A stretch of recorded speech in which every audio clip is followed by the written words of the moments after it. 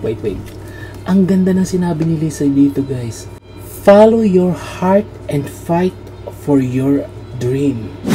LSL, Lisa Scott Lee. So, alam nyo na, guys. Follow your heart and fight for your dreams. Kailangan nyo i-workout, guys, yung dreams. Hindi nyo makukuha yung success kung hindi nyo paglalaban yung pangarap nyo. Welcome back to our YouTube channel, Musical World Music. So guys, for today's video is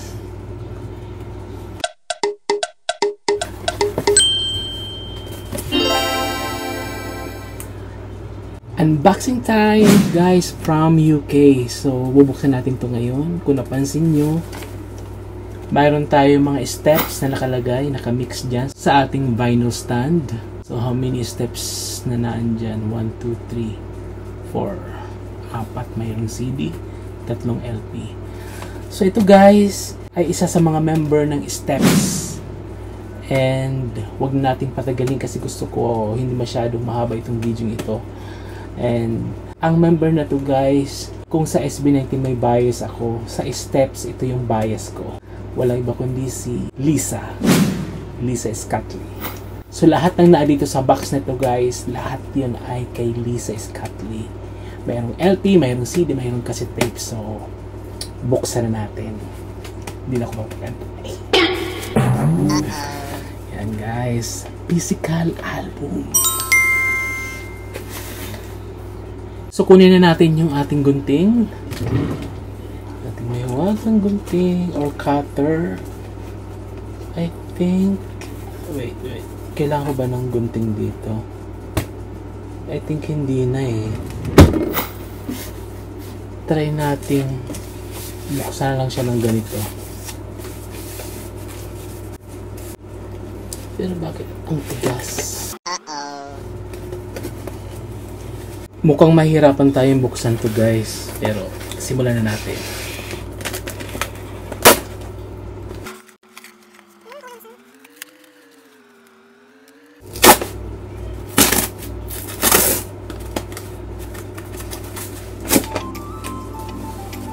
So ito na, guys.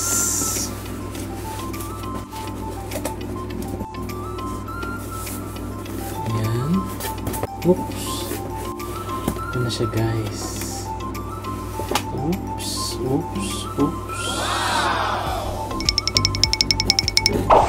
One whole set ito, guys.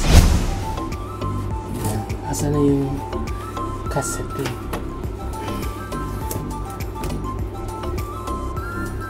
Sa kabila. Ito yung tape. Wow.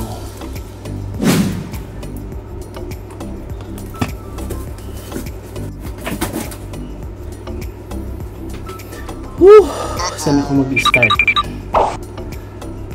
Unahin natin, guys, yung CD. Wow.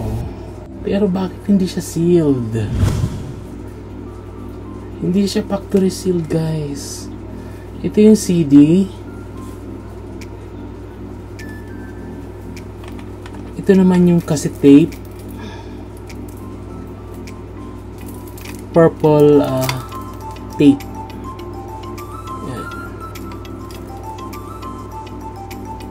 Ibang-iba na talaga yung mga design ng cassette tape ngayon compare nung 90s, early 2000, hindi ganito. Mostly nakalagay talaga dito yung mga track listing ng album. Dito wala eh. Pati sa tape meron dapat yan dyan. So tape and CD. So ito naman yung pinakaantay ko, vinyl record. Ito yung kanyang first and last solo studio album. So nag-iisa lang to, guys. Hindi na to nasundan. Kasi nga, guys, sad to say, nag-flop ito. Pero sa mga avid fans na kagaya ko, wala akong paki, guys, kung hindi ito bumenta ng maayos o ng gusto. Kasi as a avid fan, hindi ko yung tinitingnan. Ang importante sa akin yung nilalaman ng album para sa mga fans. So, sobrang saya ko kasi may nagawa si Lisa na parang gift sa mga fans niya. So, ito yon. Pero since hindi nga nagbenta ng maayos, hindi na nasundan. Pero siguro kung na-promote ito sa Pilipinas or sa Asia, dito sa Asia, baka naging successful itong album na to. Hindi ba nang naisipan ng management niya or ng record company promote ito sa Asia, like Thailand, Taiwan, Hong Kong, Korea, China, Philippines, Indonesia, Singapore, pero wala. Kumbaga, ginawa lang to ng mga promotion sa UK, sa Europe, sa buong Europe, pero dito sa Asia and US hindi. So guys, ito guys ay limited edition and colored vinyl. Yan. Ang nakalagay dito sa Plastic Pop Records. So ito yung record company ni Lisa. Plastic Pop Records. Kasama niya guys dyan sa record company niyan guys si yung nagkanta guys ng Close to You sa Saturday Night. Waya. Pa-comment na lang guys, nakalimutan ko yung name. Pero isa sa mga sikat noon na pop artist noong 90s. Kasama ni Lisa Scott-Lee sa record company. And kasabayan yun guys ng Ace of Base. So, ito yung back cover. Yan. Mayroon tong bonus track. And spine. And ito po guys ay gatefold. Yan. Factory sealed.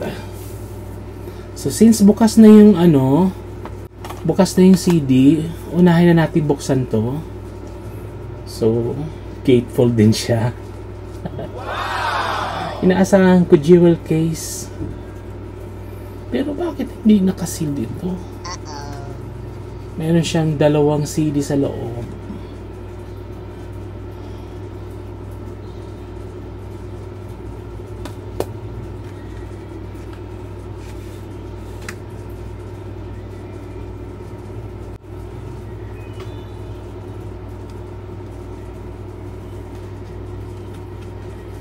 Walang booklet.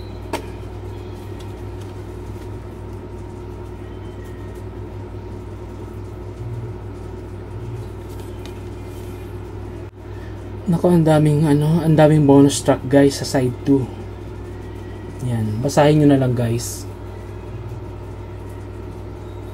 Favorite track ko dito guys yung Lately. Ganda niyan. Saka yung Electric. Tapos yung isa, yung Make It Last Forever. Yung tatlong yan, paborito kong track sa album na to. And then yung mga remixes. For the first time ngayon lang nilabas itong mga kaya parang rarities, di ba? And ang ganda kasi naisipan nilang isama yung mga B-sides and yung remixes ng mga track na hindi na ilabas before sa physical formats. So ito guys.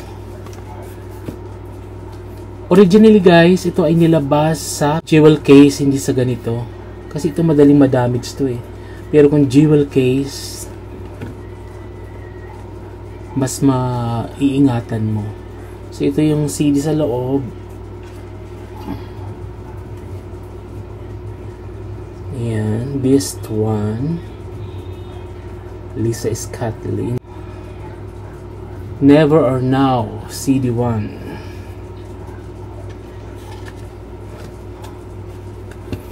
Huwag na natin patugtugin kasi makaka-copyright na naman tayo. Lately! Yun, kinanta ko nung yung intro sa Lately!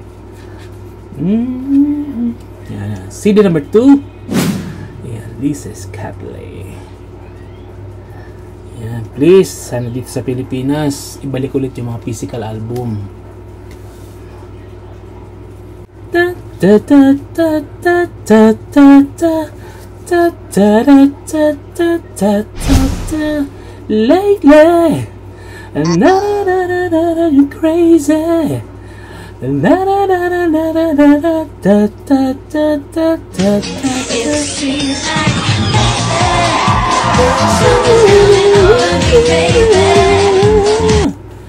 ko nabibigkasin guys yung lyrics. Ganun yun, yung Lately. Yan yung pinaka-paborito kong track sa album na to, Lately. And buksan natin itong LP. Yan. Balik natin. Nako, patugtugin ko ito mamaya. Hindi ako makapag-antay. Yan.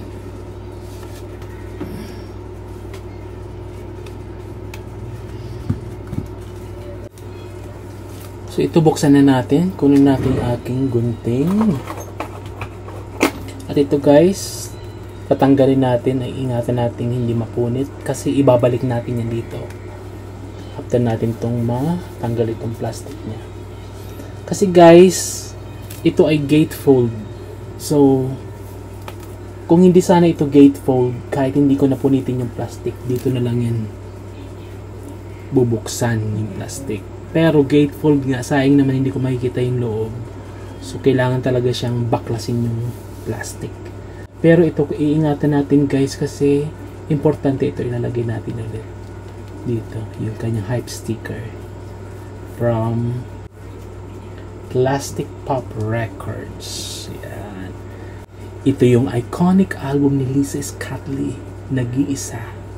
First and last album na nagawa ni Lisa Scott Lee. Sana gumawa ulit siya ng album kasi nga si Claire, 'di ba? Kahit medyo yung age niya ay kumbaga hindi na yung mostly na gumagawa ng mga album yung medyo bata-bata, pero bumenta yung mga nilabas ni Claire na album niya, yung solo album niya. Diba yung last, yung All Revivals, yung remake album, kumbaga lahat ng mga song doon sa album na yun, lahat remake. So, napakaganda guys. Kung wala pa kayo, is still available online. Grab your own copies. So, and ito guys, hindi ko alam kung available pa rin. So, buksan na natin.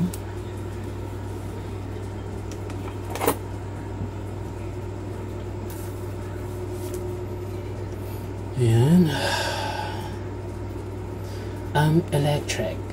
Isa pa palang paborito ko guys sa album na ito, yung Electric. Ayan.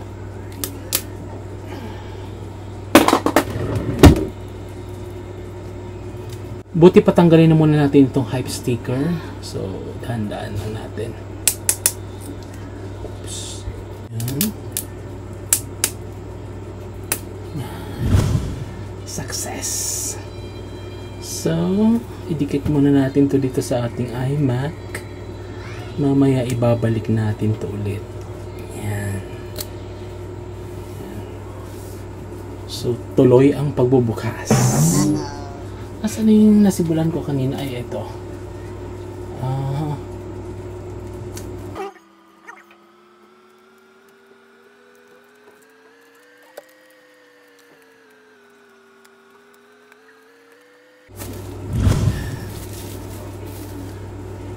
Oops. Again, gatefold siya guys. Buksan natin. Wow. Sexy. Hindi ba? Ganda. Ito yung kabataan pa ni Lisa.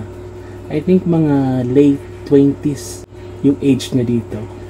Fresh na fresh.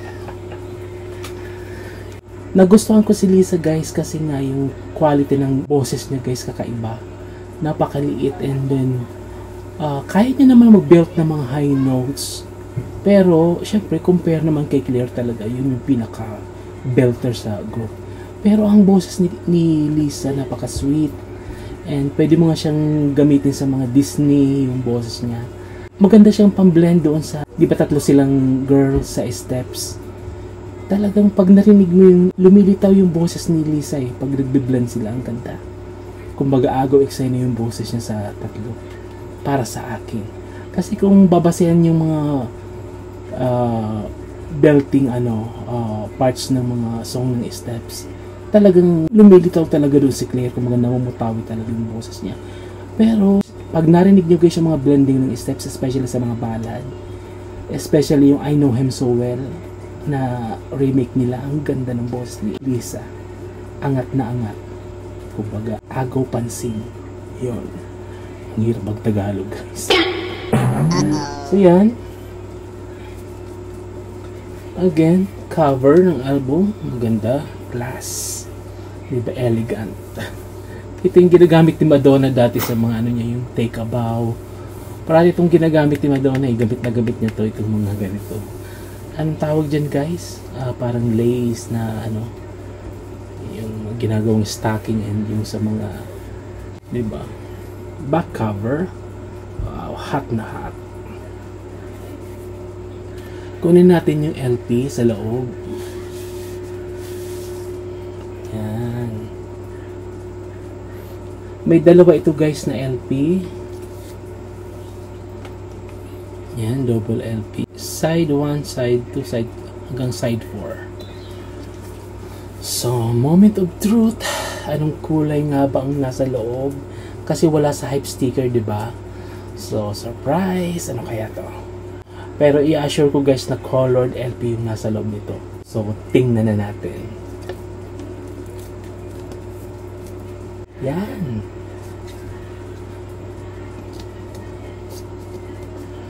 Wow. Pero ang hirap ilabas.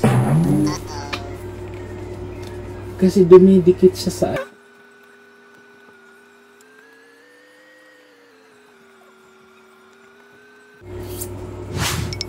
Yan, ang ganda. Para siyang candy. Parang asarap kainin. Yan. Orange siya guys. Parang cream. Cream na orange. Ewan. Ang hirap guys i-identify ko ano talaga yung exact na color nito. Pero orange siya guys. So, side A. Side B. So guys, andito yung sa side na to, andito yung electric, saka yung lately. Nasa first part ng album. Lately.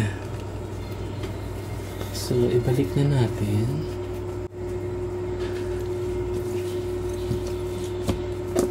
You're driving me crazy. Up and down and... So, ito naman yung isa pa. So, wala itong digital download. Yan, sinasabi ko, diba? Mayroon nakalagay, thank you. Di pa ang haba ng thank you ni Lisa. Yan yung gratitude niya sa mga fans. Yung message niya sa mga fans. So, ang physical album, guys, may mga paganyan.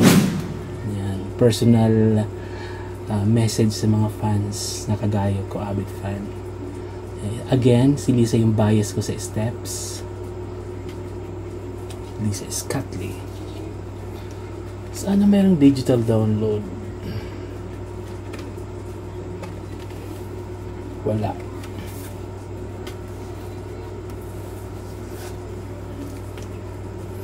Ito yung mga photos sa loob ng...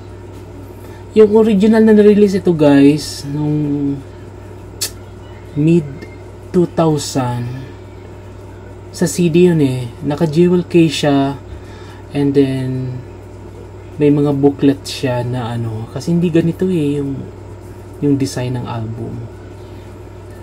Sino ba may copy noon guys? Wala akong copy nung first press na CD, pero alam ko booklet eh, nakita ko dito sa YouTube.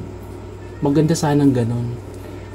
And sana naglagay sila ng special booklet sa loob ng LP para at least malalaki yung photos, hindi ganito. So ayan, ang ganda niya dito. Young, fresh. Sana sinundan niya pa tong album na to, gumawa pa siya ng another album. Kaso nawala ng gana yung record company ni Lisa. Hindi na siya produce ng another album pa sana, second studio album sana. Nag-iisa lang. And hindi na din siya lumapit sa ibang record companies na mag-sign ng another contract. Ewan ko kung anong nangyari kasi hindi ka pwede mag-sign ng contract sa ibang record company kung hindi pa tapos yung kontrata mo sa nauna mong label, record company. Baka ganun. Kaya hindi siya nakapag-release ng second album during that time. So again, side C and side D. Ganda talaga ng kulay nito, guys. Cream.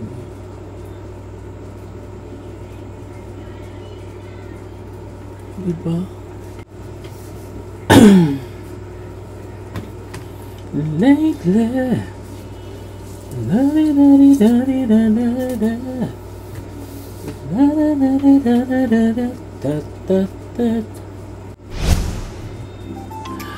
diba ang ganda, guys? Wow.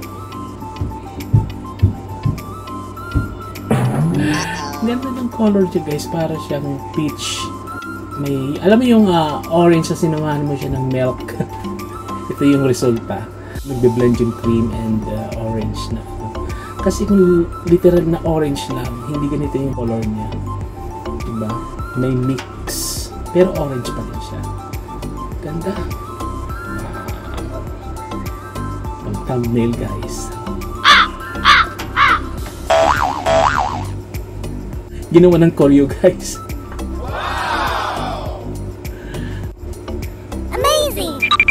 So guys, hanggang dito na lang, guys. Napaglaruan ko tuloy yung LP. So hanggang dito na lang ulit yung ating unboxing. Alam mo yung buhok na parang namamagnet nitong LP, di ba? Ito yung LP. Ibabalik natin yung sticker mamaya. And then